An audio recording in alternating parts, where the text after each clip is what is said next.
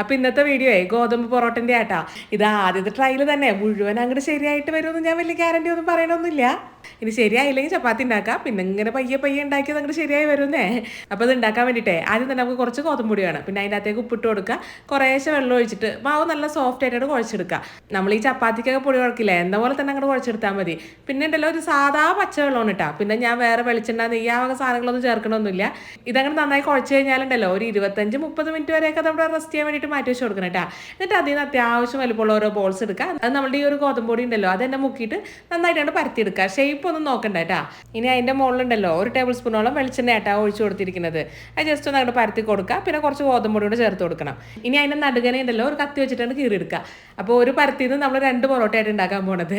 ഇനി ഉണ്ടല്ലോ ഇതിൻ്റെ ഒരു സൈഡിൽ നിന്ന് അങ്ങോട്ട് പൊക്കിയിട്ട് നന്നായിട്ട് അങ്ങോട്ട് വീശി അടിച്ചു കൊടുക്കണം. ഇനി നമ്മൾ ആ പൊറോട്ടക്ക് റോൾ ചെയ്യില്ലേ എന്ന പോലെ തന്നെ അങ്ങോട്ട് റോൾ ചെയ്ത് കൊടുക്കുക. അതിൻ്റെ മുകളിലുണ്ടല്ലോ കുറച്ച് വെളിച്ചെണ്ണ ജസ്റ്റ് നമുക്ക് തട്ടിപ്പൊത്തി വെച്ച് കൊടുക്കണം കേട്ടോ. എന്നിട്ട് ഇതൊരു 10 മിനിറ്റ് പിന്നെ അങ്ങോട്ട് മാറ്റി വെച്ച് കൊടുക്കുക. എന്നിട്ട് വേണം നമുക്കിത് പരത്തി ചൂടാനായിട്ട്. ഇനി ഇത് പരത്താൻ വേണ്ടിയിട്ട് വേറെ പൊടിയൊന്നും വേണ്ട, നേരെ നമുക്ക് അങ്ങോട്ട് പരത്തി കൊടുക്കുക. ചൂടായി കിടക്കുന്ന പാനിലിട്ടിട്ട് തിരിച്ചും മറിച്ചും ഒക്കെ ഇട്ടിട്ട് നമുക്ക് ചുട്ടെടുക്കുക. ഇത് ചുടുന്ന സമയത്ത് വേണമെങ്കിൽ കുറച്ച് വെളിച്ചെണ്ണയോ നെയ്യോ ബട്ടറോ എന്തെങ്കിലും പരത്തി കൊടുത്താൽ കുറച്ചുകൂടെ ടേസ്റ്റ് ആയിരിക്കും. കാണാനായിട്ട് കുറച്ചുകൂടെ ഗ്ലൈസിങ്ങും കാര്യങ്ങളൊക്കെ ഉണ്ടാവട്ടെ. ഞാൻ എന്തായാലും പ്രത്യേകിച്ചൊന്നും ഇതിൻ്റെ മേലെ തേച്ചൊന്നും കൊടുക്കണമൊന്നുമില്ല കേട്ടോ. നമ്മളല്ലാണ്ട് തന്നെ കുറച്ച് എണ്ണയൊക്കെ ഇത് പരത്തുന്ന സമയത്തൊക്കെ ഇട്ടിട്ടുണ്ടല്ലോ. പിന്നെ ഉണ്ടല്ലോ 2 എണ്ണമൊക്കെ ചുട്ട് കഴിഞ്ഞാൽ കൈയോടുകൂടി തന്നെ ഞങ്ങളുടെ അടിച്ചു കൊടുക്കണം കേട്ടോ.